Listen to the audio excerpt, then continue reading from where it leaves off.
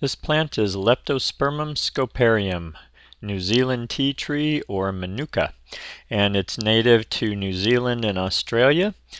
So a lot of us in California especially have been aware of this plant for many years. It's used a lot, and it's also comes in a number of colors in terms of the bloom. You'll see a number of those going forward in the video, and the one you're looking here is probably the best known is Ruby Glow, and that's the one that I have the most video footage of. But very intense red color, very striking.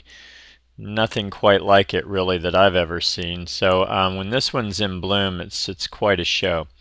And Leptospermum, a couple of things in design. One of the things I want you to notice is how big this plant is. The Western Garden Book says that these get 6 to 8 feet tall. The plant you're looking at is at least 12 to 15 feet tall and wide. And so I think that there's some misunderstandings, at least in terms of size. These get much larger than a lot of people think, and some of the other photos you're going to see show some larger specimens of these shrubs. And so I'm located in Northern California in an inland valley where our winter temperatures are typically in the mid-20s Fahrenheit and the summer temperatures are 90s, high 90s to 100, and we have very low humidity. Our humidity is under 20% much of the year. So that's what conditions the ones you're looking at are growing in, just so you kind of set the stage. I set the stage for that. But in design, a couple of things to know about Leptospermum. These really like good drainage, and I will admit that as a designer I don't use this plant very much at all.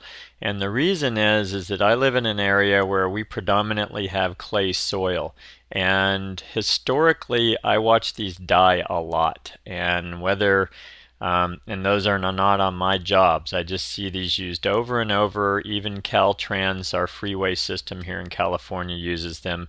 And what I find is that too many of them die for me to feel comfortable using this on a regular basis. Now that said, I will tell you that I do think it's largely to do with drainage. We do have heavier soils. Most people plant their plants too low on as a rule anyway, and I think that if things were planted better or we had better drained soils, there'd be quite a different result. But you can't just plant every plant as if it's just another plant. And when you find out that a plant needs good drainage, some need it more than others. And I would tell you that a lot of these Australian type plants and South African plants that like drier conditions and evolved in very hard conditions really do need good drainage, and this is one of them. So that's my main point I would make about this plant, is if you can't guarantee that it will have good drainage because it's well drained soil, or you're able to put it on some kind of a slope where it gets that, then I would tell you that it'd be a good idea not to use this plant. So in design, you're going to see a picture just coming up. The thing that I also don't care for on this is that this is not a very attractive plant when it's not blooming. When it's blooming for probably a month to 2 months, depending, to varying degrees, it's stunning. And the different colors that you've seen go by as I've been talking give you that example. But look right here. This is a typical 2-year-old plant, and the leaves are very dry, small, and needly looking, and as a result you see as much stem as you do leaf, and that's probably my main gripe with this plant. This is Helene stribing you're looking at here, and it's better. You see the darker green foliage there on this plant, so it's not as bad. But look at the different varieties, and if you're looking at this plant, and just be aware of that. In design, the way I like to use this is as a background plant, and maybe a taller one, allowing it to really have 7 to 10 feet of height to eventually cap out at. And again, if it could get as large as the one you're looking at, But if there's going to be some pruning or maintenance, then you can control it. But I certainly don't expect this to stay under 6 feet. And then what I would say is if I'm going to use it and use it in a grouping, then I'd be planting these probably 5 to 6 feet on center. When they're young, they grow more upright than they do horizontally, and as a result, I don't want a lot of space between the plants as they're maturing, because you could wait a long time for them to fill in horizontally in between if you had a grouping.